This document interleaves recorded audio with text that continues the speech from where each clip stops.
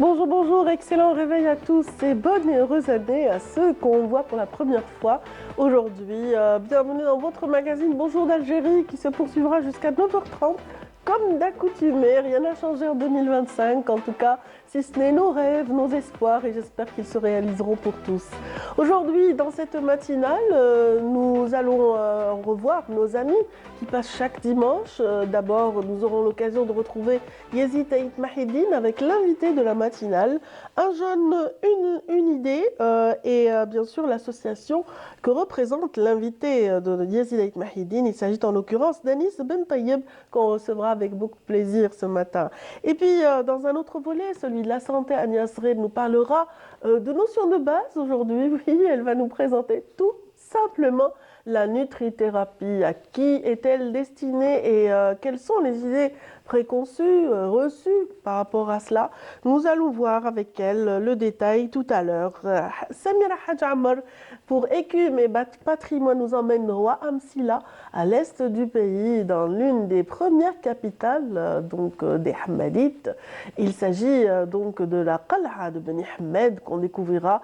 Ce témoin du temps, ce témoin qui raconte l'histoire de cette civilisation qui remonte au XIe siècle de l'ère chrétienne. Et puis, nous aurons l'occasion aussi de retrouver Fela Benour et son invité dans Djelia Desed. Il s'agit pour ce matin de Dr Abdelnour Haddou. Il est expert en stratégie de l'économie. Et puis, bien sûr, il y aura le moment histoire avec Hassan Arab. Aujourd'hui, il nous parlera de Bujoux et de l'entreprise génocidaire de cet homme sanguinaire. Alors aujourd'hui, bien sûr, n'oublions pas que nous sommes dimanche et puis tous les dimanches, on est heureux de recevoir toute l'équipe de Bonjour d'Algérie qui va vous accompagner avec grand plaisir et puis à sa tête, bien sûr, Amel Laribi qui va nous donner tout de suite les images du ciel. Et c'est parti.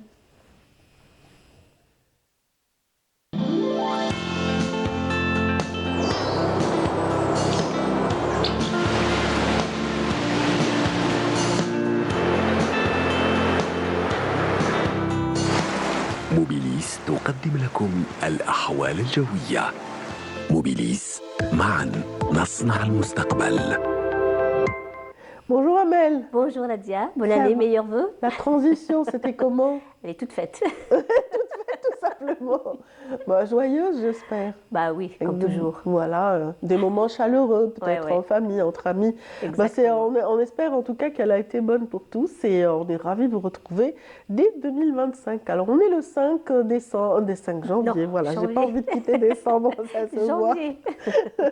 En tout cas, en ce début de janvier, on vous souhaite vraiment le meilleur et tout de suite, on va voir les nouvelles du ciel à travers les images, bien sûr. Allons-y, merci Radia, bonjour à tous et bon réveil. Et bien pour aujourd'hui, Météo Algérie prévoit un ciel généralement dégagé à partiellement voilé sur les régions centre et est. Par contre, à l'ouest, on aura un ciel souvent voilé à localement nuageux, avec toutefois des vents forts, mais en soirée près des côtes centre. Et à noter, formation de gelée sur pratiquement l'ensemble des régions intérieures et le plateau, donc soyez très très prudents. Si vous conduisez, la chaussée risque d'être glissante, donc soyez prudents. La moitié sud, excepté quelques passages nuageux durant cette matinée, vers le sud des oasis, partout ailleurs, le soleil s'en donnera à cœur joie. Et à noter, des sements de sable du côté, tout au long des frontières algéro-maliennes et l'extrême sud. Les températures, elles vont hausser par rapport à hier, pratiquement des températures printanières, avec un maximum 21 degrés du côté d'Alger, 20 degrés Oran, Tlemcen, également à Naba, 19 Tizi Ouzou également, 17 degrés à Batna, 15 Constantine, Sétif, 14 à Tiaret, 9 seulement à Al-Bayt, 11 à Djelfa. Au sud, on relèvera 15 degrés à Bécha, 17 Gardaya, 18 Biskra et Lizi, 19 à Tindouf, 21 Insalah, également Tamanrasset et Timimoun, et enfin 26 degrés le maximum Borj Beji Mokhtar et Ingazem. La mer aujourd'hui se montrera peu agitée sur pratiquement l'ensemble des côtes d'ouest en est, avec des vents faibles 10 à 20 km/h sur les côtes est. Les vents seront variables jusqu'à 30 km/h sur les côtes ouest et centre. Les vents sont du secteur sud sur les côtes centre et sud-ouest sur les côtes ouest. On va faire un petit tour, un petit voyage du côté de l'Amérique du Nord où on aura un ciel tantôt nuageux et tantôt ensoleillé à Montréal, New York, plutôt nuageux à Washington et Mexico. Par contre, des pluies prévues à Vancouver, un ciel partiellement voilé en Californie, mais un temps bien dégagé à Dallas. Côté température, on relèvera un minimum de moins 13 degrés l'après-midi à Montréal, 2 degrés à New York et Washington, 7 à Vancouver, 16 à Dallas, 22 en Californie, 21 à Mexico et enfin 23 degrés à Miami. Voilà, je vous retrouve tout à l'heure, juste après le journal télévisé de midi. Et d'ici là, très très bonne matinée.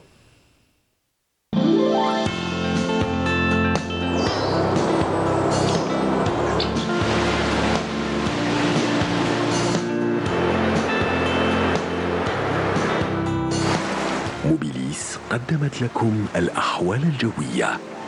موبيليس، معا نصنع المستقبل. Merci infiniment, Amel, pour toutes ces précisions. Agréable journée pour vous aussi. À vous aussi. Merci. Et moi, le mercure est en hausse. Malheureusement, pour un mois de janvier, oui. Un mois de janvier, quand même. Hein, Ouais, c'est étonnant. un peu élevé quand même. 21. Ouais, c'est un peu Sur élevé. le littoral, ça fera plaisir pour ceux. Pour certains, oui. Oui, pour certains et pas pour d'autres. En Pas tout pour cas, moi. on souhaite que la journée soit des plus agréables pour tous. Et nous, pour ce qui nous concerne, on démarre notre magazine gentiment avec une première rubrique. L'invité de la matinale, c'est tout de suite avec Yazid Ait Mahiddin.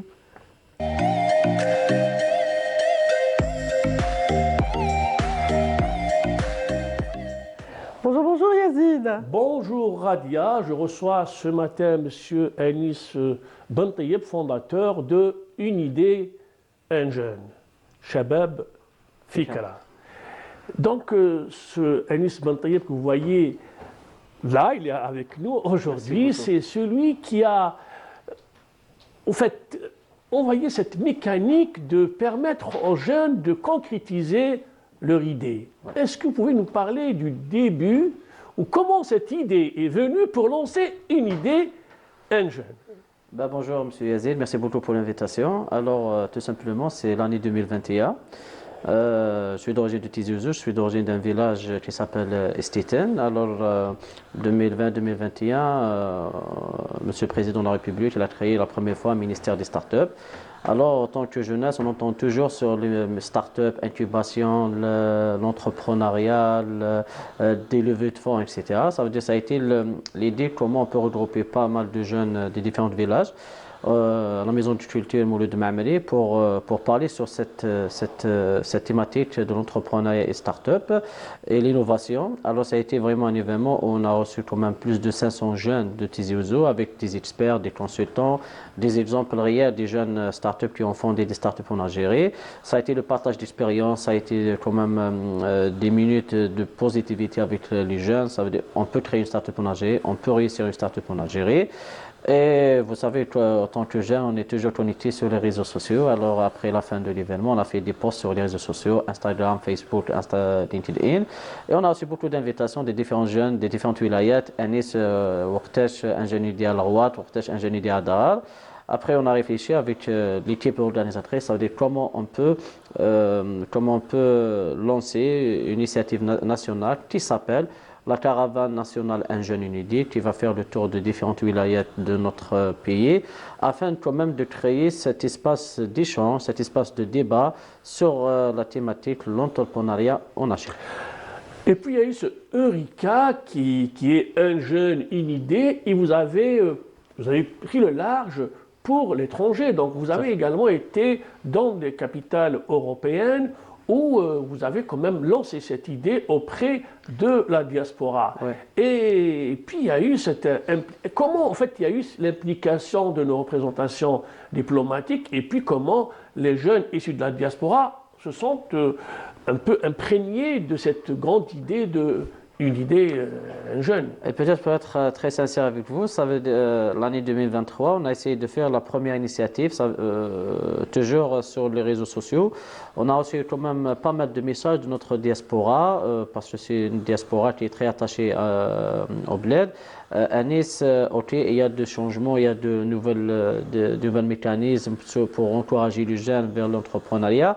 Mais nous sommes un peu loin de payer.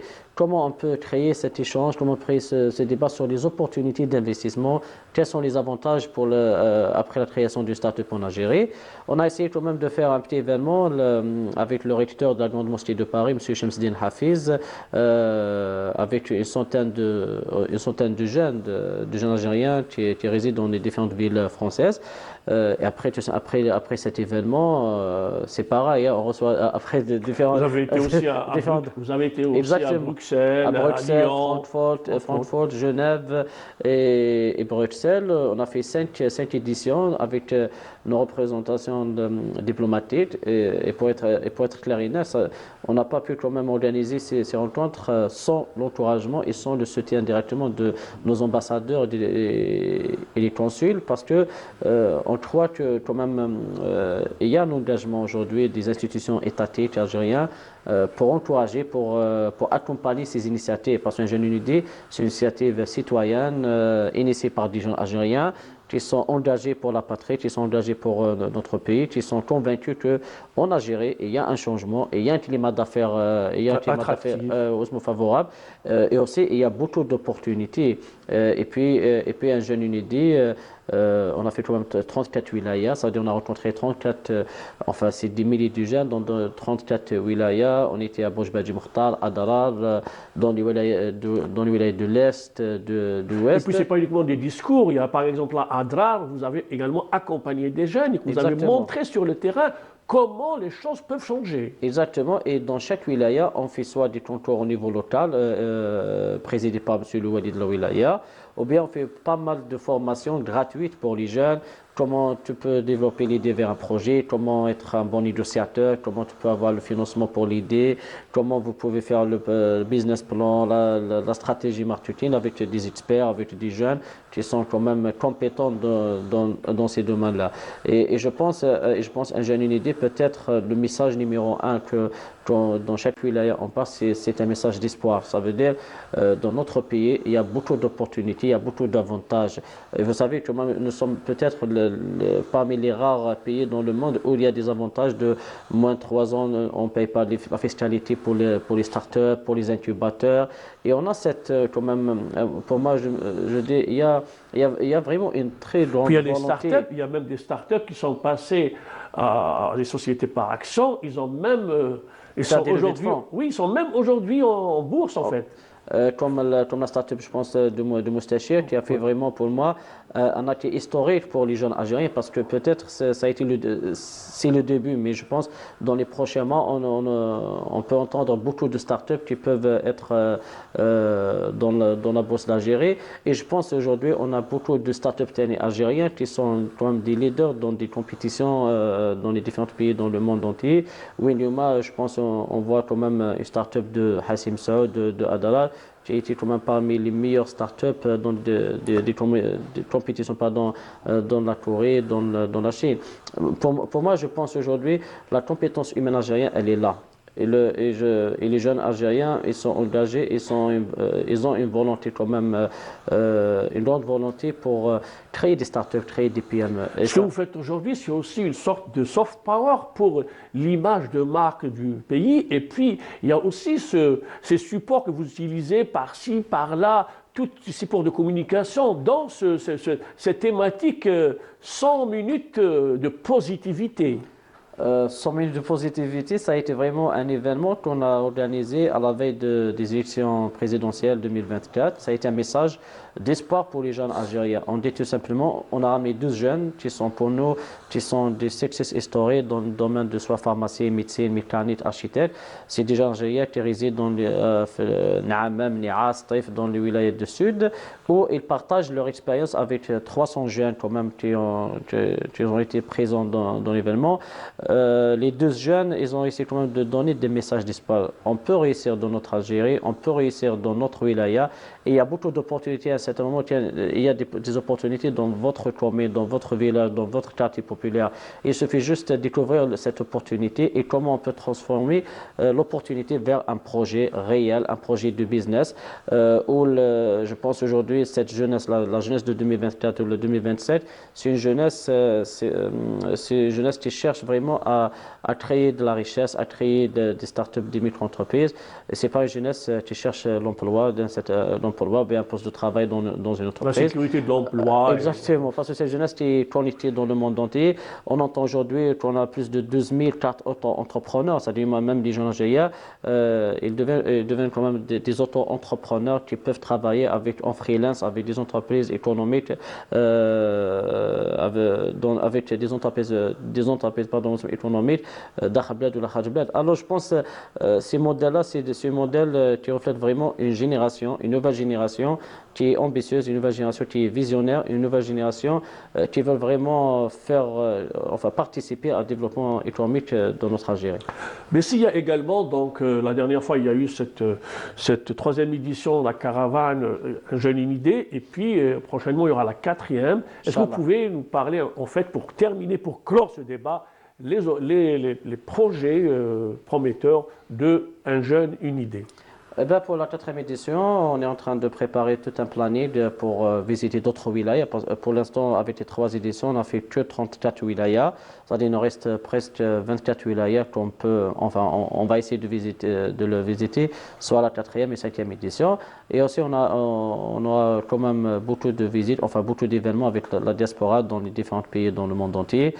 Le but, c'est très simple, c'est faire la promotion à ces mécanismes, à ces lois, et faire la promotion à cette volonté étatique de notre Algérie pour vraiment construire un écosystème, un climat d'affaires réel et nouveau pour les jeunes Algériens. Monsieur Anis Bentaïeb, merci d'avoir accepté notre invitation. Shukran, merci à vous. Merci infiniment Yazid et merci à votre invité également. Bon vent pour tous ces beaux projets et bravo. En tout cas, on est fiers de cette jeunesse qui émerge de plus en plus et qui nous représente dignement et fièrement. Alors tout de suite, sans plus tarder, nous allons encore parler de jeunesse avec bien sûr Labnour qui nous présentera aussi un profil très intéressant ce matin. Mais avant, on va ouvrir une page avec Samir Hadjamar dans Écume et Patrimoine et aussi Agnès Ril, une page santé sur la nutrithérapie. C'est après ceci.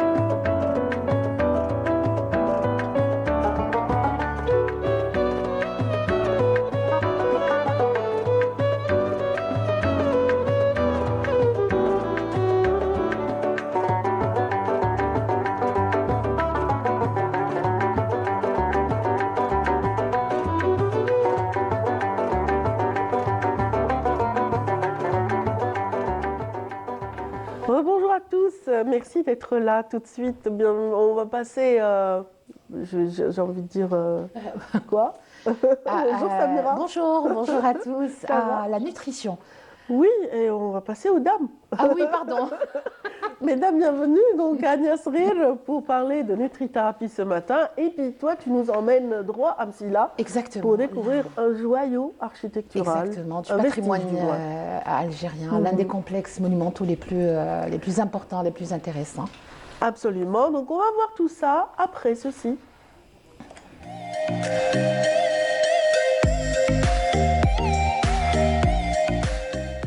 Bonjour Ania, Bonjour Nadia, bonjour Samira. Voilà, vous avez opté pour ce début de l'année pour des notions de base.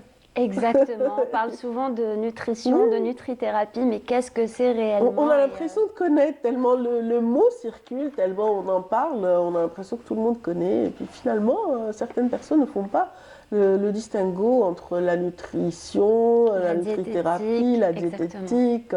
Et donc, qu'est-ce que la nutrithérapie réellement finalement? Alors, justement, comme vous le dites bien, la nutrition est souvent la nutrition santé, car c'est aussi sa deuxième appellation. D'accord, Et elle a un trouve deuxième qu'elle petit est, nom. exactement, qu'elle est un petit peu plus descriptive de la discipline. Elle se différencie de la diététique classique, de la nutrition classique par plusieurs éléments. Tout d'abord, elle est plus personnalisée.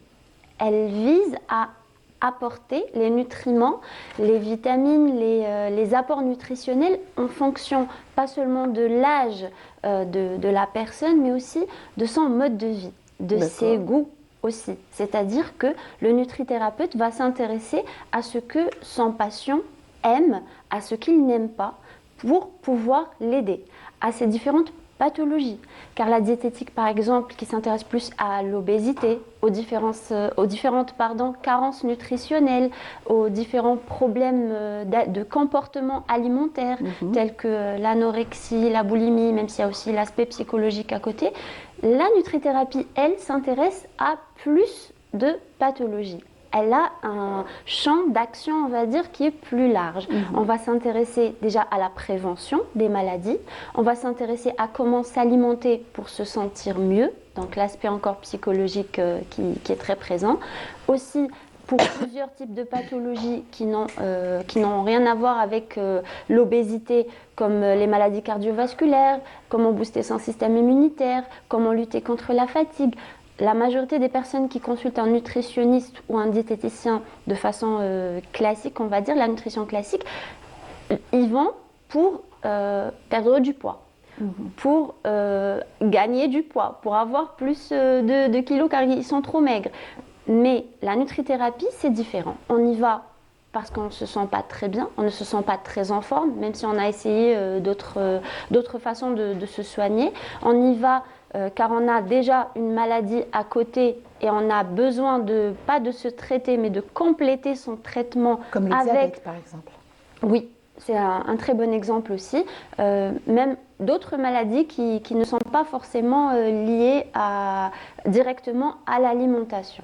Ça peut paraître bizarre, mais parfois... Justement, on va peut-être... Je vais donner un exemple. On va peut-être donner beaucoup plus que ça, toute la liste, si c'est possible. Si c'est possible, oui. Ben oui, à qui s'adresse vraiment la nutrithérapie? Quelles sont ses indications? Les indications de la nutrithérapie, comme je viens de le dire déjà, pour se sentir plus en forme, certaines personnes vont...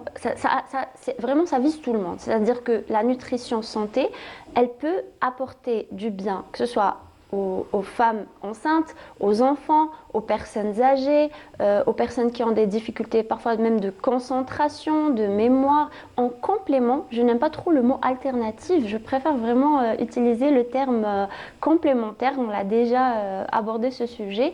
Par exemple, les femmes qui ont un problème pour avoir un enfant, pour concevoir, et qui n'ont pas de pathologie organique bien spécifique, peuvent s'orienter vers un nutrithérapeute pour faciliter la conception, sachant qu'il n'y a pas déjà de problème organique. Voilà, ça peut être un problème d'apport de vitamines, d'apport de nutriments. Les personnes qui ont une maladie cardiovasculaire peuvent s'adresser à un nutrithérapeute pour aider à renforcer leur système cardiovasculaire. Quand on a un problème de goutte, par exemple, on va s'orienter vers un nutrithérapeute. Quand on veut tout simplement avoir une meilleure digestion, on va vers un nutrithérapeute. Tous les problèmes sont au niveau du ventre, là.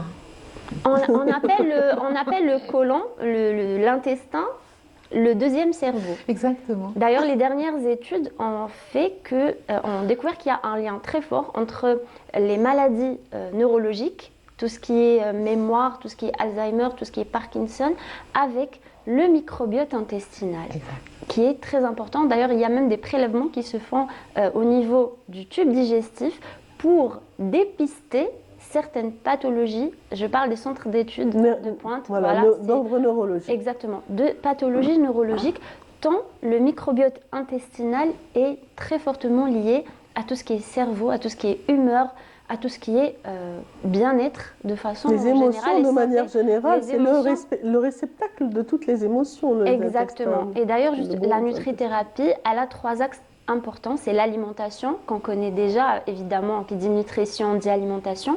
L'élimination, car on a tendance à oublier que l'élimination est très très importante. L'élimination, ça veut dire à travers la peau, à travers la sudation, le fait d'éliminer lorsqu'on transpire. Il y a aussi le côté émotionnel qui est le 3e axe et qui est très important et qui est directement lié à la nutrition. D'ailleurs, comme on disait, pourquoi on va chez un nutrithérapeute, un des exemples que je voulais donner, j'avais lu ça dans un livre quelque part, comme quoi c'est vraiment un exemple, juste un exemple.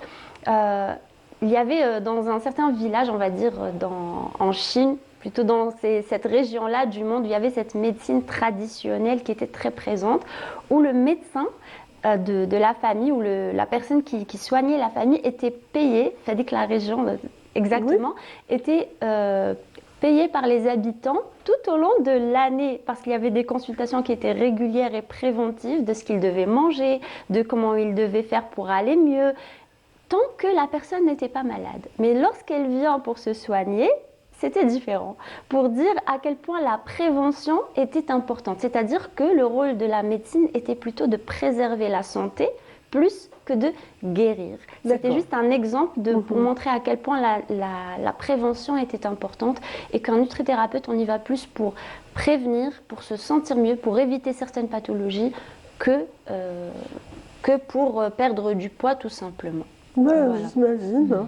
C'est très intéressant. En tout cas, il faudra laisser l'adresse de ce petit village. Moi, je veux juste savoir, nombreux sont les médecins. Comme c'est l'hiver, souvent on est fatigué sans aucune raison. Aucune raison, c'est-à-dire on dort, quoi qu'on fasse, on mange bien et tout, mais on est tout le temps fatigué. Qu'est-ce qu'on peut faire? Comme c'est la période. Eh bien justement, on avait déjà parlé des vitamines qui étaient un boost d'énergie et en même temps qui défendaient notre système immunitaire. Un apport en vitamine D, un apport en vitamine C et les aliments qui contiennent ces nutriments-là peuvent aider pour lutter contre la fatigue.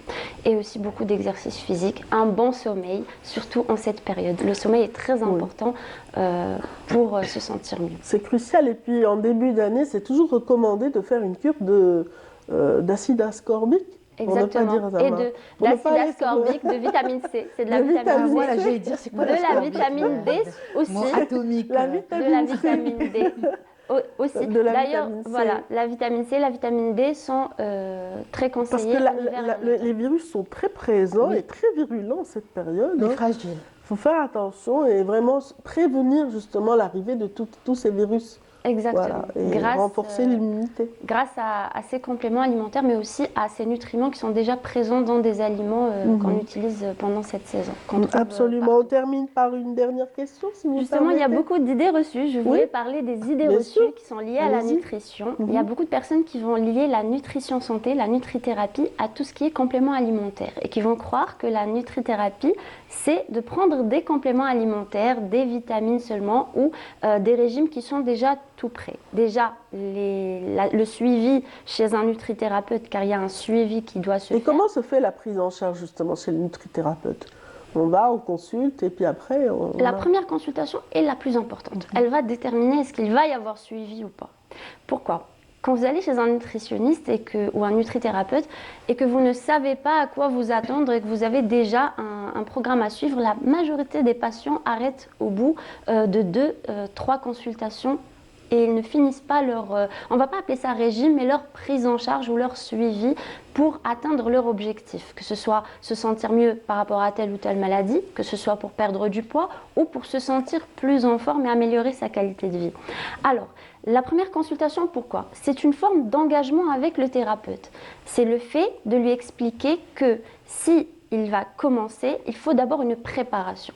Une préparation, déjà changer ses habitudes de course, ça se prépare. Si vous êtes là en train d'essayer de transformer vos repas et que votre frigo est plein de courses, voilà, de sauces, d'aliments qui ne sont pas nutritifs, vous n'allez pas pouvoir suivre dans tous les cas. Donc déjà, faire les bonnes courses, se préparer psychologiquement, un soutien familial si c'est possible, que ce soit un engagement un petit peu des autres membres de la famille. Comme on le dit, c'est la personne qui fait les courses qui va déterminer est-ce que ça va fonctionner ou pas. Oui. Car c'est ce qui rentre à la maison qu'on va trouver et qu'on va consommer. Voilà, si on n'a pas de soda dans son frigo, ça va être plus facile de ne pas en prendre. Donc ça commence vraiment avec le caddie, ça commence vraiment avec la liste de courses et la personne qui fait les courses. Donc préparer le patient, lui expliquer que ça va se faire en plusieurs phases, commencer par des infusions, tout ce qui est cure détox, aider le corps à se détoxifier avant de commencer un régime et préciser les objectifs. Car si on n'a pas d'objectif, ça va être très difficile et compliqué de suivre, car on va avancer sans savoir trop où on va. S'il y a par exemple une perte de poids à avoir, on va essayer d'être objectif. Qu'est-ce qui est possible et qu'est-ce qui n'est pas envisageable, qu'est-ce qui peut être dangereux, d'évaluer par exemple une perte de 10 kilos en tel nombre de jours. Non, on va essayer d'être raisonnable, d'avoir un objectif qui est atteignable pour pouvoir y arriver sans danger pour le patient et aussi pour que ce ne soit pas frustrant ni décourageant pour la personne, pour qu'elle puisse être déjà motivée par chaque étape et chaque objectif qui sera atteint. Et lui expliquer d'ailleurs, parler des idées reçues, que ça ne sera pas un programme qui est déjà standard, que ça sera en fonction adapté de la personne elle-même. Justement, en fonction de la personne, de ses goûts, on va parler avec le patient et essayer de savoir quels sont les aliments qu'on peut intégrer et les aliments qu'on ne peut pas intégrer à ce régime-là, en fonction de ce qu'il aime, car ça ne sert à rien de donner un menu avec des aliments qui sont healthy, mais qui ne sont pas du tout au goût de la personne. Ça va tout simplement. On va voir si Samira a compris la leçon. Alors, la nutrithérapie, ça va? Oui. Je vais la suivre d'ailleurs prochainement, la semaine prochaine. Vous savez, il y a beaucoup de personnes qui disent mais vraiment c'est on va dire des détracteurs de tout ce qui est alimentation saine, qui vont vous dire, on entend tout le temps ça, un nutrithérapeute ne peut pas ne pas entendre cette phrase au moins une fois dans sa carrière. C'est quoi? Cette phrase, c'est à quoi ça sert de mieux manger? On peut aussi tomber malade si on mange sainement. Il y a beaucoup de personnes qui mangent sainement et qui tombent malades. Donc, autant se faire plaisir, autant manger, faire n'importe quoi.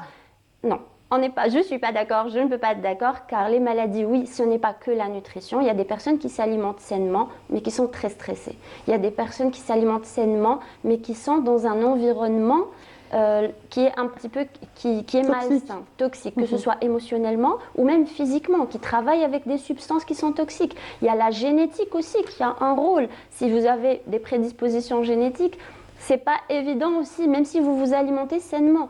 Mais ce qu'il faut retenir, c'est que l'alimentation saine va nous aider à nous sentir mieux, à nous sentir plus légers, à améliorer notre qualité de vie. Et surtout, si on peut mettre plus de poids sur la balance pour notre santé, c'est forcément la meilleure chose à faire. Excellent. Voilà. Merci beaucoup Anne Nasrir. Et bien sûr, vous parliez tout à l'heure de préparer l'esprit à un régime ou à une éventuelle prise en charge en nutrithérapie. Eh ben, parmi les éléments qui contribuent à notre bonheur, ce sont aussi les voyages, les découvertes. Évidemment. Évidemment, ça détoxifie l'esprit. Et là, moi, je vous propose tout de suite un petit voyage vers Msila, mais c'est après ceci.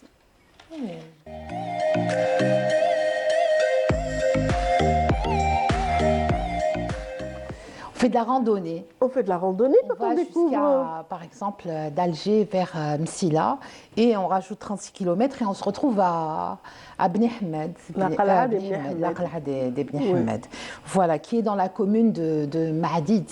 On est déjà à 1000 mètres mètres d'altitude. d'altitude là. Hein. Exactement. On est dans une cité très ancienne, une cité qui a été classée au patrimoine, l'un des premiers, on va dire, monuments ou vestiges classé au patrimoine mondial, d'abord national et ensuite mondial. C'était en 1980. Ils l'ont classé et ils ont vu que c'était un complexe. D'ailleurs, il est considéré, la Qal'a d'Ibn Hamed est considérée comme un témoin d'exception pour l'architecture. Elle a, d'après l'UNESCO et d'après tous les experts d'ailleurs, algériens et autres, elle a impacté, alors son architecture, hein, sa conception, a impacté sur notamment les pays Tout le voisins, Maghreb. exactement, Tout le Maghreb, oui. et même jusque, en Italie, donc Sicile, et en Espagne. Voilà. Donc la Qal'a d'Ibn Hamed, c'est pas très loin d'Alger. Hein. Même si là, c'est pas très loin d'Alger, on peut y aller. C'est très beau. C'est une cité qui est étendue sur 150 hectares et qui raconte une belle histoire, une belle partie de notre histoire du moins.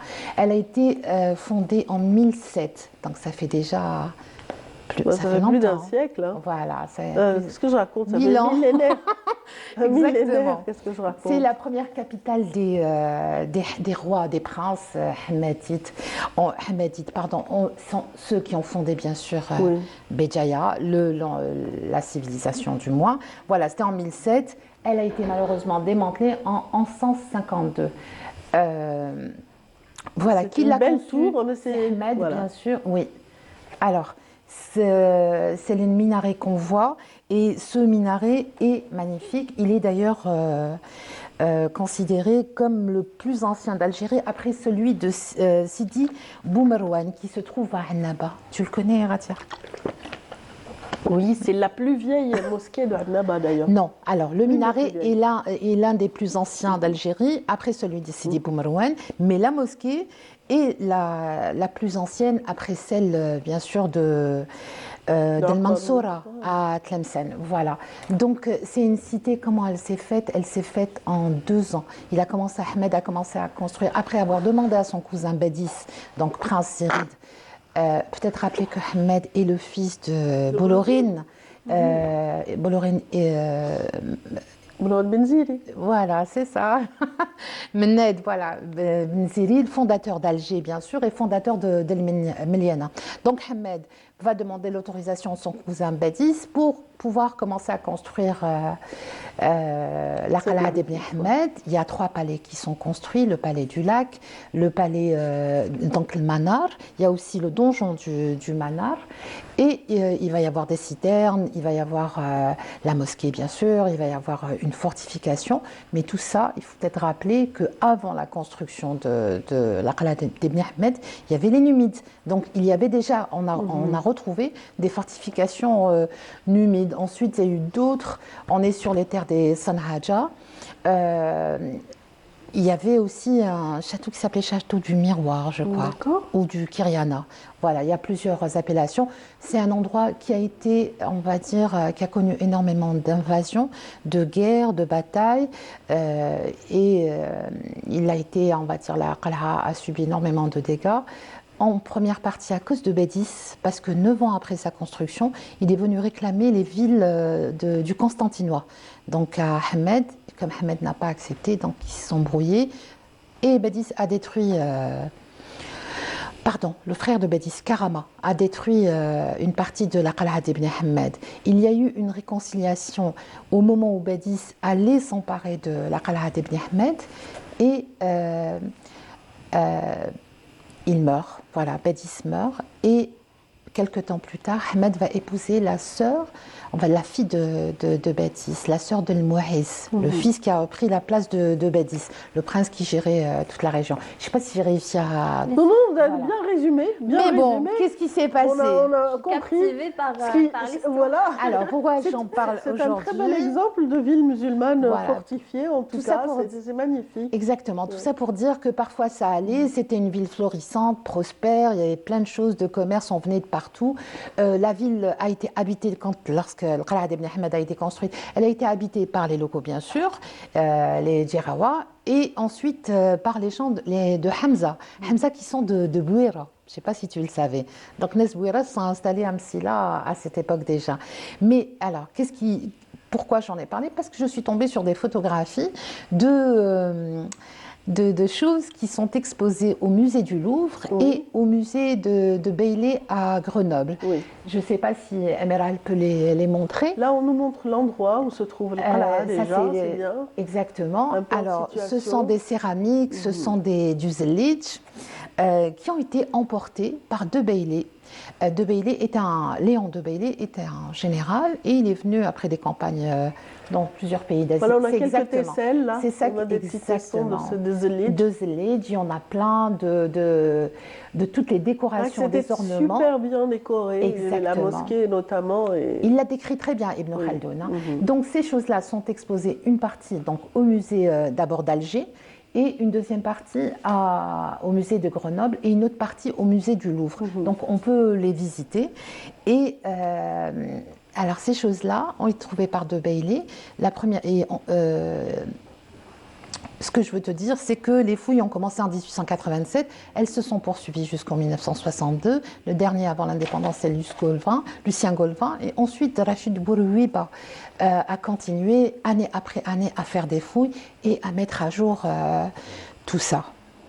C'est excellent en tout cas. C'est une belle citadelle à visiter absolument. Oui, on peut monter, on peut aller jusqu'au sommet du minaret. Exactement. Et avoir cette vue imprenable sur la région. Et se rendre compte de toute l'histoire, de toutes ces épopées qui sont passées par ce lieu. Il y a 7 km de fortification. Enfin, c'est un lieu, pour ma part, que je trouve magique. Oui, voilà. Il y a un petit musée aussi qui a été fondé par les locaux, justement, les habitants de la localité qui est juste mitoyenne et qui ont fait l'effort justement de raconter l'histoire de leur village. Exactement. Il y a Abderrahmane, Khalifa Abderrahmane qui a fait un livre, un très beau livre d'ailleurs, qui s'intitule La Qal'a ibn Ahmed. On a une illustration et qui raconte un peu plus en détail toute cette histoire. C'est un gros livre, mais un très beau livre. Voilà. C'est à découvrir, effectivement. On souhaite une bonne année à Abderrahmane Khalifa, qui nous regarde ce matin. Bien sûr. Donc, cet historien infatigable qui a raconté l'histoire de Bdjaya, des Ahmadis. Il connaît par cœur, en tout cas, cette période et le Moyen-Âge. Entre autres, et voilà, on le salue et bravo pour les efforts qui ont été consentis dans ce sens. Il paraît que si on avait une reconstitution de cette belle mosquée, qui est de la Qal'a et de la mosquée qui se trouve dans la Qal'a. La mosquée est très... Elle est très spéciale, il y a beaucoup de nefs et ça aurait été une grande mosquée. Alors, il y a 13 nefs et 8 travées, mais c'est surtout tout l'ornement pardon, on peut aussi voir cet ornement et plein d'autres choses, les zellij, des choses, les portes de Qal'a ibn Ahmed au musée des Antiquités, le musée d'Alger à l'époque. C'est des pièces très belles. Magnifiques. J'ai fait la visite, j'ai vu les portes, c'est vraiment bois, impressionnant. massif, voilà. On sent à quel point, voilà, le raffinement, de cette époque, c'est une grande civilisation. Rayonnement, exactement. Et je l'ai dit, aussi les notions d'architecture et les conceptions, bien sûr, on retrouve un peu les mêmes en Orient. Dans des villes, parce qu'il y a une inspiration bien sûr fatimide et c'est normal, hein, il n'y a pas qu'en Algérie, mais il y a aussi, et ça a été prouvé, un travail local, c'est-à-dire avec des matériaux locaux, avec une architecture et une conception aussi locale qui a impacté sur toute l'Afrique du Nord et même le bassin méditerranéen comme la Sicile et l'Espagne. Absolument, merci beaucoup pour ce voyage, Samira. Oui. Vous aviez envie d'ajouter quelque chose? Non, qu'on peut le visiter toute l'année, que c'est sous gestion de l'OGBC, que ça vaut vraiment le détour. Oui, on est convaincus, hein, Nia? C'est sûr. Et ça pourrait justement même si les vacances relassent et que la reprise c'est aujourd'hui. Mais un long week-end. J'ai eu l'occasion de visiter, de voir les portes. Je me rappelle que les portes c'était frappant. C'est-à-dire que j'ai vraiment aimé, comment dire, la qualité, l'énergie que ça donne pour ces. Énergie positive. On est en Exactement. pleine nature, Oui, oui. à 1000 mètres d'altitude. Je n'ai pas visité le lieu en lui-même, mais plutôt tout ce qui était exposé au musée Département des arts Antiquités et islamiques. qui était lié à cela. Voilà. À programmer prochainement. Oui. Le week-end prochain, on y va aller. Parce que c'est vrai qu'il y a Boussaada qui est juste à côté, Oui. donc faire un 2 en 1, un petit périple. Et c'est pas très loin, Voilà, c'est et 30 pas km très loin. de. Ouais. Voilà, Exactement. et donc c'est vraiment à tester. Oui. Msila, Boussaada, Le pourquoi pas. Hammel, c'est Oui. là où il y a la. La Zawiya del Hamel. La Zeynep. Très paisible. Exactement. Très paisible. En tout cas, voilà, on découvrira encore d'autres pans Oui. de l'histoire de Msila, peut-être, ou de Boussaada, qui sait, avec Oui. toi. Merci infiniment. Merci à ceux qui sont avec nous. On va découvrir dans un instant un profil que nous révèle Fela Nour dans sa rubrique Djelia des aides. C'est après cette petite transition. Restez avec nous.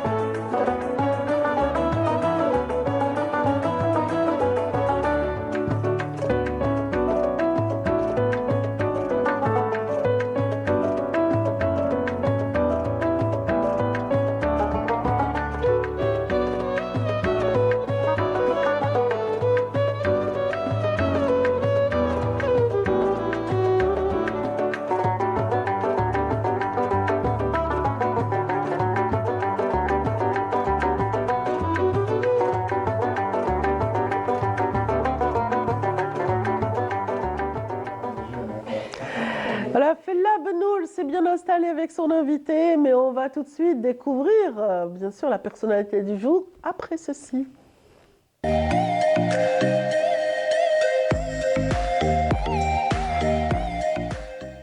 Ravi d'entamer avec toi, Fela, cette première Djelia des aides de l'année. Bonjour Nadia, bonne année, meilleurs vœux. Bonne année, meilleurs vœux. Alors bonjour à tous, bienvenue dans Djelia.dz. Ravie et très honorée de recevoir aujourd'hui un Algérien qui vient de très très loin, de la Corée du Sud. Comment allez-vous, docteur Haddou Abdelnour? Merci bien et merci bien pour premièrement bonne année. Meilleurs vœux. Meilleurs vœux et je suis très ravi et encore plus honoré d'être avec vous. Je vais très bien, je suis en Algérie, ça fait toujours plaisir de venir en Algérie. Vous avez fait un petit tour dans votre quartier. Oui, j'ai fait un petit tour dans le quartier. Oui, qui est pas loin d'ici, du boulevard des Martyrs. Voilà, c'est Diar Mahsoul, c'est Salambier, ça fait plaisir d'aller au quartier. Pour vous, c'est le plus beau. Bien sûr. Au monde. Bien sûr. Vous avez vu des copains? Ah des oui, amis? bien sûr, j'ai vu les copains, c'est une famille, c'est ce qu'on appelle, c'est une famille de inherited, ce qu'on appelle ça, qui a été héritée, c'est une famille héritée avec toutes les khalti et tout ça, donc c'était quelque chose de Donc on salue tout le quartier de Salambier aujourd'hui, tous les quartiers d'Algérie. Voilà. Alors, docteur Haddou, vous êtes là depuis quelque temps à l'occasion de la tenue d'une rencontre d'ailleurs autour des énergies renouvelables. Vous êtes un expert en stratégie économique, expert aussi dans la création des startups, l'innovation, l'intelligence artificielle. Vous avez fait l'Union soviétique à l'époque, le Canada et la Corée du Sud actuellement. Un parcours très riche. On a eu l'opportunité, c'est-à-dire on a eu l'opportunité de faire ce parcours, alhamdulillah. C'était un parcours un peu, pour moi, c'est un peu unique parce qu'il m'a donné l'occasion d'apprendre de plusieurs régions, comme l'Union soviétique. Il y avait un impact majeur. Et puis, en voyant une certaine société, un certain régime économique comme l'Union soviétique. C'est votre spécialité, oui. Voilà. Et puis le Canada, c'est un autre aspect. Et puis le troisième, la Corée. Et ça a eu un effet complémentaire et enrichissant. Espérons que l'Algérie peut, c'est-à-dire... Oui. Vous avez fait jusqu'au lycée vos études ici. Voilà. Pourquoi la Corée du Sud? Voilà, moi après le lycée, j'ai fait mes études à l'extérieur. C'était une opportunité que j'ai eue avec l'État algérien. C'était une bourse, je suis très reconnaissant pour ça. Et puis la Corée du Sud, après le Canada, étant commencé mon doctorat en économie, spécialisé dans l'international trade, dans le commerce international. Voilà, le commerce international. Et il y avait l'aspect là de l'économie développementale, c'est l'économie de développement, plutôt que l'économie des pays développés qui se base seulement sur c'est-à-dire sur l'inflation et l'intérêt. J'avais plus d'intérêt sur l'économie de développement qui peut bénéficier nos économies comme l'Algérie. Alors j'ai choisi la Corée et il y avait tout un intérêt dans le monde qui se développe dans le modèle coréen. Alors j'ai décidé d'aller en Corée et de voir que le secret de ce développement. Vous êtes cofondateur de Mind, comment on appelle ça, DeepMind. Voilà, le DeepMind. Voilà. Qu'est-ce que ça veut dire? DeepMind est une entreprise Excusez-moi, DeepMind Venture Building Studio, c'est ça. Voilà, voilà. Le DeepMind Venture Building Studio. Ça, c'est une organisation qui aide. Économique. Et voilà, c'est une organisation économique. C'est une entreprise qui a été fondée, c'est une entreprise à profit, c'est-à-dire une entreprise qui a des dépenses et qui fait du profit, qui emploie des gens. Et le but de ça, c'est de promouvoir les innovations dans le deep tech, dans les technologies approfondies, c'est-à-dire de prendre les recherches, avancer, de prendre les recherches et les tourner en des entreprises qui peuvent se développer. Et ça va en marche avec tout l'écosystème des startups. C'est-à-dire... Justement, les startups qui sont de plus en plus aussi l'aspect de l'économie algérienne. Qu'est-ce que vous pensez de tout cet environnement qui est favorable à la création de startups? Il y a quand même une évolution remarquable ces dernières années. Oh oui, c'est impressionnant plutôt que remarquable parce que j'ai eu la chance de participer au Africa Startup qui a été organisé la deuxième session de l'Africa Startup. Qui avait vu la participation de notre diaspora. Il y avait 80% des présents qui faisaient partie de la diaspora. Voilà, on a eu la chance aussi de travailler sur le AI, la stratégie algérienne. D'ailleurs, l'Algérie est un des premiers pays qui a une stratégie qui a installé une stratégie dans le AI. Et puis, en plus de ça, j'ai eu l'occasion, avant de venir, de voir dans un programme organisé, c'est un programme unique d'ailleurs, il y avait 450 startups algériennes qui ont été envoyées partout dans le monde. Il y avait en Chine, en Corée et aux États-Unis. Moi, j'ai eu la chance de rencontrer les jeunes qui sont venus en Corée. C'est un nombre un peu substantiel. On parle de 150 startups. C'est des leaders C'est-à-dire, d'ailleurs, l'Algérie a payé pour tout. C'était un peu étonnant pour les Coréens. C'est-à-dire faire venir 150 entrepreneurs algériens. Impressionnant. C'était impressionnant, c'était impressionnant. Et la qualité des entrepreneurs, j'ai eu la chance de s'asseoir avec eux, de manger avec eux. D'échanger, voilà, on est parti voir des universités. Voilà, on est parti voir de grandes universités en Corée. C'était impressionnant. Une conférence sur la stratégie justement de l'intelligence artificielle qui a été donnée par Marouane Dabbagh, le professeur Marouane Dabbagh, qui a donné les détails de cette stratégie qui est en train d'avancer petit à petit. Donc il y a cet échange qui est actuellement un aspect important de cette présence de la diaspora. Bien sûr, bien sûr. Ou des Algériens du monde, comme je les appelle. Voilà. D'ailleurs, je sais pas, on les appelle diaspora, mais ce sont des Algériens, des quartiers. Ce sont des Algériens, absolument. Tout le monde, moi, je connais bien Marouane Dabbagh aussi, et quand on s'assoit, on est juste des Algériens du quartier. Et voilà, il y a tout le monde, c'est même les gens qui sont partis avant, c'est-à-dire on ne se sent pas des diasporas, on se sent des Algériens.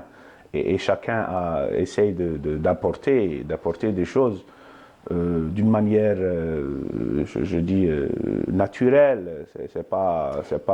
Justement, comment voyez-vous cette contribution de tous ces Algériens partout à travers le monde, cette contribution dans l'élan et ce développement économique du pays? Voilà, le plus important, les bases. Beaucoup de choses ont été faites. Hein. Voilà, il y a beaucoup de choses qui ont été faites. D'ailleurs, ce qui fait toute cette contribution, soit une contribution des Algériens de l'extérieur ou des Algériens c'est-à-dire présents en Algérie, ça a demandé une contribution énorme, une stratégie énorme de construction de la base de notre économie. C'est-à-dire, on ne peut pas prendre juste des décisions politiques pour faire une économie développée.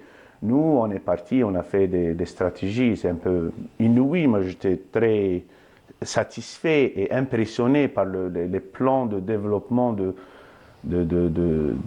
l'infrastructure algérienne avec des power plants, des stations de production d'électricité qui sont éparpillées. On en parlait il y a 2 jours, il y a eu l'inauguration justement d'une station qui produit 600 mégawatts. Voilà, c'est un événement, dans d'autres pays, c'est un événement qu'on peut en parler pendant des mois. C'est-à-dire, nous, ça a été un petit événement. Et avec des power plants Parce qu'on est modeste aussi. Modeste, oui, il y a la modestie. Et puis, il y a le concept qui fait que l'Algérie peut maintenant...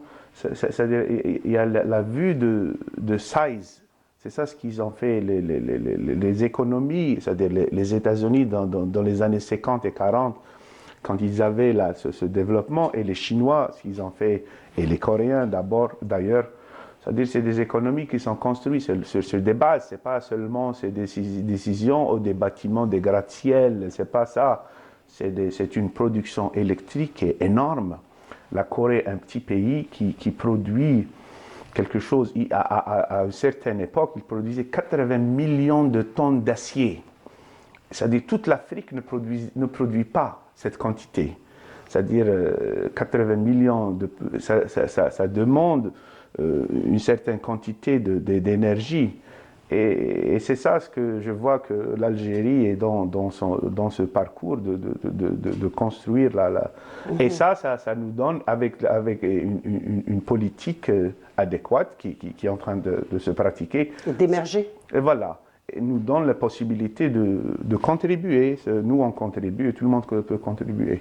Construire, c'est aussi compter sur le potentiel jeunesse. Les étudiants sont aussi, le nombre d'étudiants est proche des 2 millions d'étudiants en Algérie.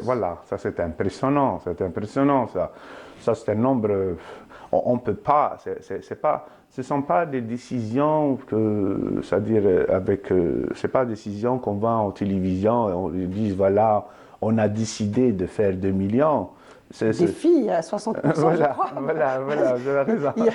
Il y a 60% des étudiants, ce sont je pense qu'un peu plus filles. que 60. Je dis, Un peu plus.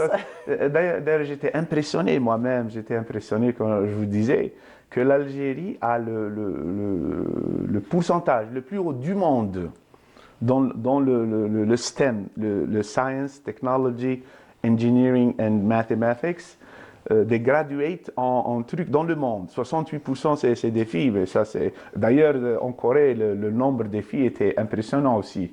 J'étais très, très impressionné. Pour revenir à la DeepMind, vous allez créer aussi une plateforme similaire ici en Algérie. C'est le projet aussi qui pas justifie, mais pour lequel vous êtes là aussi, entre autres en Algérie. Voilà, on a déjà commencé. On le fait pas juste pour le fait qu'on est des Algériens, mais non, mais il y a en Algérie ce qu'on appelle le comparative advantage. Il y a l'avantage comparatif. C'est ça d'ailleurs le corps de la théorie du commerce international. L'Algérie, on a quelque chose plus de 100 000 STEM graduates. On a des STEM, des gens qui font les mathématiques et les sciences mathématiques, engineering and technology. On a plus de centaines de milliers. D'ailleurs, nos voisins ici, là, ils ne font pas les 10 000, même pas. Alors, on a cet avantage qui va nous permettre de s'épanouir et d'être un compétiteur sérieux au niveau mondial, Inch'Allah. On a les capacités. D'ailleurs, on en parlait dans à la conférence d'Africa. Et c'était impressionnant. Tout le monde était impressionné. On avait quelque chose comme 60 000 Algériens qui est en train d'étudier d'une manière directe ou indirecte dans l'intelligence artificielle. C'est ce qui est un nombre impressionnant au niveau mondial. Donc, les énergies renouvelables aussi, la contribution des Algériens aussi de l'étranger est importante, et on l'a vu le 25 et le 26 décembre dernier avec des recommandations importantes et avec beaucoup de choses intéressantes et beaucoup de projets surtout. Bien sûr, bien sûr. D'ailleurs, c'était la conférence où on a eu la chance de se rencontrer. Voilà, de se rencontrer. On a des sommités algériennes. Voilà. D'ailleurs, on a des sommités comme Karim. Professeur Toumi. Voilà, Toumi, ils arrivent. C'est-à-dire pour ne pas faire voilà, parce qu'il y en a tellement, je vais pas citer, mais il y avait des chercheurs algériens aussi, des universités algériennes et des étudiants. Et on a toute une université à Betna. J'étais un peu impressionné avec on a toute une école supérieure qui est magnifique.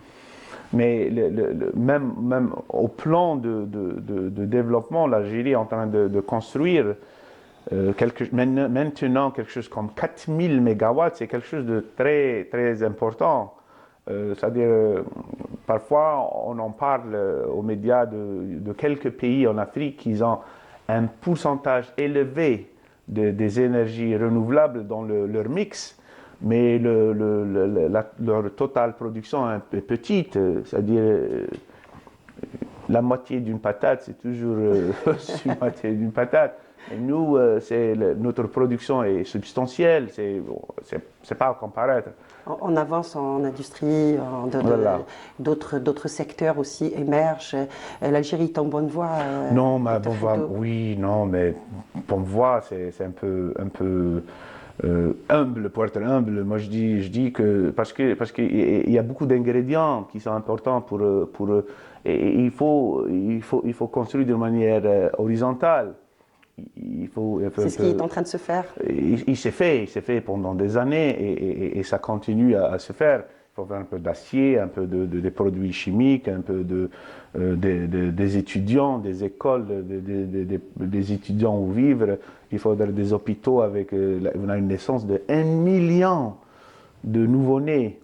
C'est-à-dire qu'on a un système de santé bien que on entend parler, c'est-à-dire il y a toujours 1 million de bébés qui naissent, c'est-à-dire ça demande, c'est une infrastructure qui est énorme. On a 12 ou 12 millions au plus, peut-être 13 millions d'élèves qui vont à l'école. C'est-à-dire la plus grande société du monde, comme Google et tout ça, ils gèrent quelque chose comme des centaines, des milliers, mais pour gérer 12 millions d'élèves avec, je pense, 1 million plus d'enseignants, c'est énorme. C'est des entreprises qui sont énormes et qui donnent des résultats assez, je dirais, très, très positifs. Un mot sur ces ponts qui sont en train de se construire entre les Algériens partout dans le monde, cette synergie aussi. Qu'est-ce que vous en pensez, docteur Haddou? Oh oui, oui, bien sûr. Moi de tout le monde que je connais partout, c'est-à-dire tout le monde est très positif. Bien sûr, c'est des gens, quand on donne des feedbacks, c'est des feedbacks, ce qu'on appelle une critique constructive, c'est-à-dire c'est des gens qui... Mais tout le monde la plupart des gens que je connais, d'ailleurs vous avez vu à la conférence de Africa Startup, c'était quelque chose c'est comme du jazz, comme il disait Toumi. C'est plus du jazz et du blues. C'est des gens qui viennent comme ça et qui improvisent. Il y a l'improvisation, il y a tout le monde, c'est des gens très, très occupés, mais quand on dit qu'on a une conférence en Algérie, il y a tout le monde qui vient, c'est étonnant. C'est étonnant, je vous dis, c'est très étonnant. Moi, je dis n'importe qui, on a une conférence, on a quelque chose en Algérie, il y a tout le monde qui vient, qui prend l'avion et vient. Donc ça n'arrive pas dans d'autres sociétés aussi facilement qu'en Algérie. L'avenir et les perspectives sont donc là très au vert et très positifs. Donc on termine sur cette note positive. Et je vous remercie infiniment d'avoir accepté notre invitation, Dr Haddou. Je rappelle que vous êtes expert en stratégie économique, et dans l'innovation et la création des startups. Merci. Je vous remercie infiniment, docteur. Merci bien. Merci beaucoup, Fella, et merci au docteur Haddou. On lui souhaite un excellent séjour et bon vent pour la suite, Inch'Allah. En tout cas, la suite se fera tout de suite dans Bonjour d'Algérie avec Hassan Arab pour une page d'histoire et Meissa Le Bouahla pour le compte-rendu sportif de la semaine. C'est parti.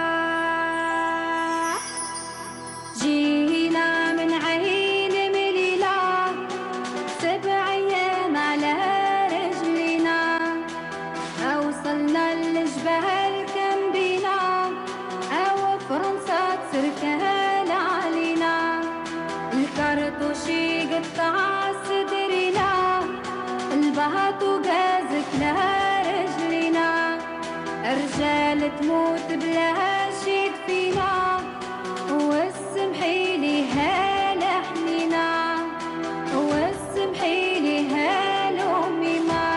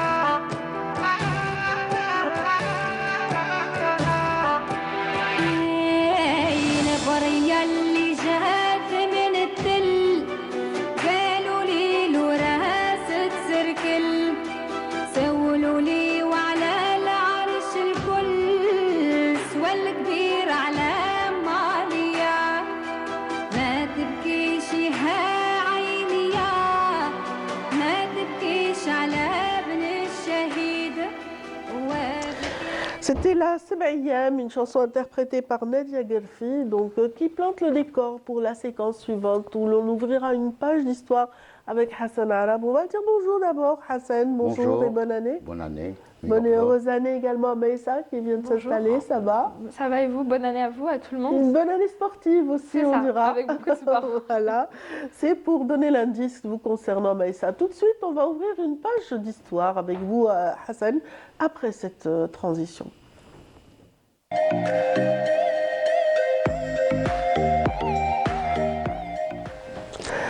Donc, je pense qu'on va parler d'un sinistre individu, oui, tout criminel à fait, de guerre. Tout à fait. Il s'agit de Thomas Robert Bugeaud, le maréchal de France, qui va ouvrir la voie à la colonisation de peuplement à partir de 1841. Oui. Bugeaud est nommé donc à la fin de 1840 comme gouverneur d'Algérie après un passage. On rappelle qu'il a effectué un passage en Algérie. Il avait même signé donc en 1836 le fameux traité de Tassin avec l'émir. Mais il revient donc cette fois-ci avec un projet bien spécifique, c'est la tentation génocidaire. Donc il voulait véritablement exterminer les Algériens pour préparer le terrain à l'installation de la colonie de peuplement. Donc il arrive en février 1841 en tant que gouverneur en Algérie et il s'adresse directement aux militaires et à la petite communauté européenne d'Algérie. Donc c'est une manière pour lui de les rassurer et d'inviter les militaires, parce qu'il va prôner l'élimination pure et simple des Algériens à travers sa théorie de la guerre totale. Il écrit, donc, il faut empêcher les populations de semer, de récolter, de pâturer pour priver tous les Algériens des moyens de subsistance. Il avait appelé cette méthode guerre de châtiment, pour vous dire un petit peu tout le projet de Bugeaud pour mettre un terme à la résistance, parce que les Algériens avaient empêché l'avancée de la colonisation à partir de 1832, notamment avec la résistance de l'émir, après les autres résistances. Donc cette guerre de châtiment qu'il va prôner consiste en fait à avoir des colonnes aussi légères que possible, destinées à pourchasser, à attaquer les tribus partout pour brûler les moissons. Ces opérations doivent se répéter autant de fois. Voilà ce qu'il dit, qu'il faudra jusqu'à faire souffrir à la longue les Algériens. Cette tentation génocidaire de Bugeaud est menée avec cynisme par ses officiers criminels. Il avait un groupe de la Mauricière, Montagnac et d'autres n'ont pas hésité à noter justement ces exactions. Qui sont envoyés des missives, qui racontaient un peu les détails de leur... Je vais vous lire donc un extrait d'une lettre d'un officier d'Hérisson qui écrit « Il est vrai que nous rapportons un plein baril d'oreilles récoltées pair à pair sur les prisonniers amis ou ennemis. Des cruautés inouïes, des exécutions froidement ordonnées, froidement exécutées à coups de fusil, à coups de sabre, sur des malheureux dont le plus grand crime était de nous avoir indiqué des silos vides. » Voilà, donc c'est lors des razzias, ils prenaient des gens et quand ils n'indiquaient pas les silos donc, où il y avait les grains, étaient cachés, on les exécutait. Un autre témoignage, celui de... c'est une sorte, d'ailleurs j'aime bien Hosni Kituni, dans son dernier livre, il disait, c'est une manière assez générale à l'époque, il n'y avait pas d'internet, de prendre des selfies. Ces lettres, c'est une manière donc de se filmer, avec les exactions. Ce qui se passe aujourd'hui à Gaza, c'est exactement le même procédé. Philippe de Montagnac rapporte fièrement, je le cite, je lui fis couper la tête et le poignet et j'arrivai au camp avec sa tête piquée au bout d'un fusil. Ça, c'est un témoignage de 1843. Toujours Montagnac, il écrit « Nous nous sommes établis au centre du pays, brûlons, tuons, saccageons, tout ». Pour vous dire un petit peu, un autre colonel, donc pour un petit peu montrer les exactions commises. On est entre 1841 et 1843.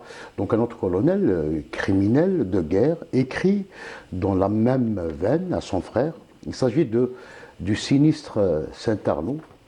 Le pays des Bani Ménacers est superbe et l'un des plus riches que j'ai vus en Afrique. Des villages et des habitations sont très rapprochés. Nous avons tout brûlé, tout détruit. Oh, la guerre! La guerre! Que de femmes et d'enfants réfugiés dans les neiges, ils sont morts de froid, de misère. Saint-Arnaud, voilà ce qu'il va dire donc à la fin de cette missive adressée à son frère. On ravage, on brûle, on pille, on détruit les maisons et les arbres.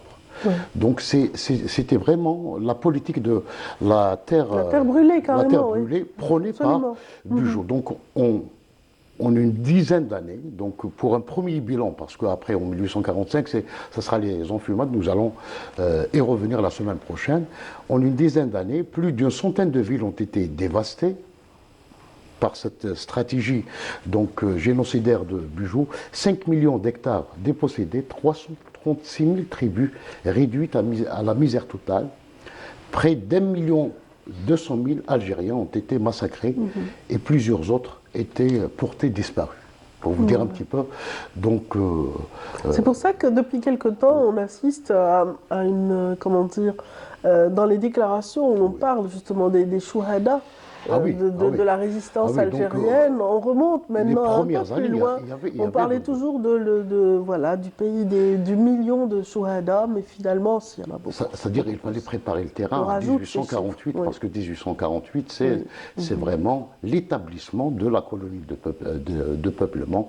Ça, on a commencé donc l'arrivée des colons. L'arrivée en masse des colons, donc il fallait exterminer les Algériens. C'est pourquoi on parle après, récupérer des terres et les offrir à ces colons. Il va y avoir les conséquences de cette colonie de peuplement, notamment vers le printemps 1868, avec les épidémies, les maladies, la famine, etc. Il y aura, Djilali Sarré avait dénombré 2 millions de morts. Nous allons consacrer donc une chronique à cet épisode également, parce qu'il y avait au moins 5 millions de morts au XIXe siècle. Donc, et les déclarations des génocidaires l'exprimaient bien, cette volonté justement de tout destruction. Massacrer, de tout brûler, voilà, etc. de tout brûler, de tout massacrer. Eh bien oui, on reviendra avec plaisir sur cette page prochaine, d'histoire. Donc entre 1843 et 1845. Même si c'est un peu triste, mais on y reviendra parce que nos chouhadas méritent qu'on honore leur mémoire et qu'on raconte cette histoire terrible, qu'on ne puisse plus dire je monte à Bugeaud en étant un Naba, parce que Bugeaud ne doit pas être prononcé tellement il y a eu d'exactions, effectivement. Merci infiniment, Hassan. Hassan, vous faites du sport? De temps en temps. De temps en temps? Oui. De temps en temps, ça veut dire? De temps en temps, c'est-à-dire je fais des petites marches. Hein, quoi comme sport? La marche. La petite marche. Il n'a pas dit la grande marche, il a dit la petite marche. C'est déjà un bon début. Voilà. C'est déjà pas mal en tout cas, ça maintient un petit peu. Mais je suis très bien ce qui se passe. Donc, en sport. Vous suivez le sport. Très bien, vous allez encore suivre le compte-rendu de Maïssa. C'est pour tout de suite.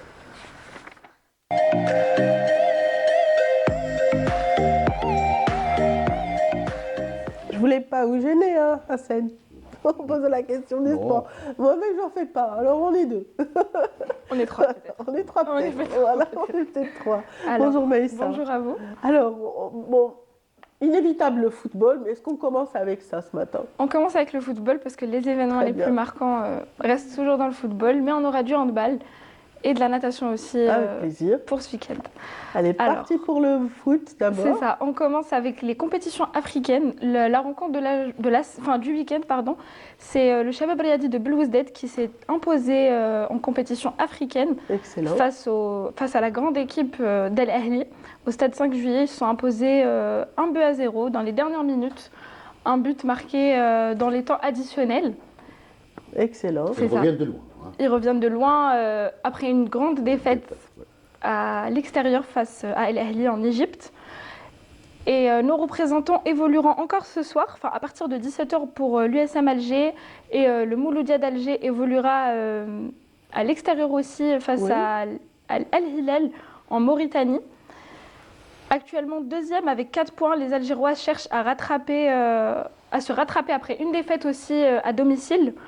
Et l'USM Alger et le CS Constantine évolueront en Coupe de la Confédération africaine. D'accord. Et souhaitent du coup continuer sur leur lancée et poursuivre les bons résultats. Inch'Allah, on leur souhaite en tout cas. Et là, du coup, on revoit les buts, beaucoup de chance. Les buts du Mouloudia d'Alger. Ça allait plus vite que moi. Du coup, ça c'était très bien. C'est ça. Ça c'était de la Coupe d'Algérie qui a débuté aussi ce week-end. Le Mouloudia d'Alger a ouvert le bal en battant l'US Ben Aknoun 3-0. Et la première équipe a validé son ticket pour les 16e de finale. Voilà, du coup, là, on revoit les buts dans les temps. C'est ça. Et devant tout ça, devant le retour du public. Il vient de marquer son but et voilà. Après le retour du public, des supporters. Oui, parce que ils ont été un peu pénalisés. Très disputé, qui s'est joué dans les tribunes et sur le terrain aussi. Les tribunes, les gradins étaient bien pleins. Bien pleins, c'est ça. C'est le retour, donc forcément. Ça fait plaisir. Et du coup, on enchaîne avec les autres rencontres. La Sochlev, quant à elle, est la seule équipe qui évolue en Ligue 1 qui n'a pas pu valider sa qualification pour les 16e de finale. Les autres équipes se sont tous imposées. La JS Kabylie a battu l'ES Guelma, l'ES Guelma. Et toujours à l'Est, le MC El Alma et l'ES Sétif se sont affrontés dans un beau derby quand même. Et c'est l'Entente de Sétif qui a remporté ce match. L'ES Mostaganem, de l'autre côté à l'ouest, s'est qualifié face à l'équipe de Tissim Silt. Très bien. Et pareil pour le MCO, le Mouloudia d'Oran, pardon, et le NC Magra qui se sont tous les deux qualifiés difficilement après un long match, mais qui se sont quand même qualifiés. Et on rappelle aussi que les matchs se poursuivront jusqu'au 25 janvier. Des matchs que vous pourrez suivre sur toutes nos chaînes. Très bien, le canal algérien, c'est ça, exactement. Oui, j'imagine que la 6e chaîne diffusera beaucoup de matchs et sur le web aussi. Beaucoup de matchs qu'on pourra retrouver sur les sites web de l'ENTV aussi. Excellent, on pourra peut-être les annoncer au fur et à mesure. C'est ça. Bien, parfait. Et du coup, on passe au handball. Oui. C'est la sélection algérienne, je ne sais pas si vous avez suivi, mais qui sont partis. Personnellement, non, je n'ai pas suivi. C'est l'équipe algérienne de handball qui est partie disputer du coup le championnat du monde de handball. Ils se sont entraînés à Alger, ils étaient en stage depuis le 23 décembre. Et du coup là ils sont partis ils sont partis au Danemark. Ils sont partis au Danemark pour le championnat du monde. Très bien. Ils évolueront dans le groupe B qui est constitué du Danemark, l'Italie et la Tunisie. On espère pour nos Verts beaucoup de chance. Beaucoup de chance. On a toujours eu de belles équipes de handball qui se sont toujours bien défendues. On espère que celle-ci aura de la chance. Qui nous représenteront bien cette fois. Et on finit du coup. On croise les doigts. On croise les doigts, exactement. On souhaite bonne chance aussi à nos équipes qui évolueront du coup ce soir. Et on espère toujours la réussite de nos clubs. Peu importe les compétitions, peu importe la discipline, on espère juste la réussite pour les Algériens. Et on finit du coup avec la natation. Le championnat national hivernal interclub a eu lieu ce week-end à la piscine de Bab-Zouar, avec la participation de 500 nageurs de 27 clubs différents. Et cette fois, c'est les clubs algérois qui ont dominé la compétition. Et du coup, on poursuivra. Vous aurez plus de détails sur ce qui s'est passé ce week-end avec un sujet préparé par Sarah Derbel. Dans quelle émission Dans quelle émission Sarah Derbel Ah non, le sujet va passer. Ah ouais, le sujet, on va le voir tout de suite, exactement. bien sûr. Moi, j'ai mal compris. Les plongeons s'enchaînent, les nageurs prennent le départ avec une grande concentration. Et le public suit chaque mouvement. À la piscine de Bab-Zouar, 500 participants se sont affrontés. Sous un encadrement parfait, un staff médical attentif et une organisation sans faille pour que chaque nageur puisse donner le meilleur de lui-même. Un premier grand défi pour la nouvelle fédération et la Ligue algéroise. Cette année, on a eu 27 clubs avec un nombre de 500 nageurs qui est élevé par rapport aux éditions précédentes. C'est par rapport à l'émergence de nouveaux clubs qui ont engagé un nombre important. D'habitude, il y a des clubs qui ont engagé un petit nombre de nageurs. Plus de nageurs, ils ont eu plus d'engagement. Ceux qui dominent cet événement, c'est le CRB, le Mouloudia et l'USMA. Et il y a le Oueled Moussa qui sont en 4e position, qui sont de la région de Boumardaz. Nageurs et nageuses venus des 4 coins du pays sont eux aussi satisfaits de leur performance. فات ايفينمون مليح لي طون كانوا ملاح لا بليبار تاع لي ناجور عمو رايا انا عملت لي ميور بيرفورمانس تاعي لي ميور طون تاعي. Avec du travail tout est possible parce que moi j'ai 31 ans et je continue à battre des records nationaux, à me rapprocher de mes meilleurs temps. Donc c'est bien qu'ils aient aussi cette vision-là des sportives, notamment en Algérie, qu'en fait on n'est pas obligé de s'arrêter à 15 ans ou 20 ans. On peut très bien performer encore à plus de 30 ans et je suis contente de leur montrer ça. Sous les projecteurs de ce championnat hivernal interclub, les clubs algérois ont brillé, avec le CRB qui a mérité sa première place, suivi de l'USM Alger et du Mouloudia d'Alger. Cet événement a été marqué par une ambiance chaleureuse et festive, laissant entrevoir des compétitions encore plus intenses et prometteuses pour les prochaines éditions. Ah ben, elle nous a bien motivés, cette nageuse, hein, n'est-ce pas, Hassan? Elle nous a vraiment donné envie. Elle m'a donné envie de reprendre le sport. Pourquoi pas? C'est ça, pourquoi pas. En tous les cas, on espère que cela va continuer dans toutes les disciplines, que les gens continueront à encourager toutes les disciplines, parce que comme on a vu, il y avait quand même beaucoup de public qui était présent. Et on espère que ça sera le cas pour tout 2025. C'est ça. En tous les cas, on espère aussi une qualification en quart de finale pour nos équipes ce soir et pour nos Fennecs qui nous représenteront en championnat du monde, Inch'Allah. Inch'Allah, que ce soit le foot ou le handball, j'espère que les Verts brilleront de 1000 feux, j'ai envie de dire. Exactement, Allez, on espère que ça. La victoire, Inch'Allah, pour tous. Merci beaucoup, Merci à vous. Merci pour ce compte rendu sportif. J'espère que Hassan, vous passerez une excellente semaine et on se retrouvera d'ici voilà, d'ici quelques jours. Hein. D'ici quelques jours pour une page d'histoire tout aussi intéressante. En tout cas, on a été ravis d'être avec vous depuis ce matin. C'est déjà la fin. Et oui, on est ravis de vous souhaiter tous ensemble, encore une fois, une bonne et heureuse année, puisque c'est ma première en 2025. Et puis, je vous donne rendez-vous dès demain pour le meilleur de l'actualité en matinée. D'ici là, portez-vous bien, passez une excellente journée. À très bientôt.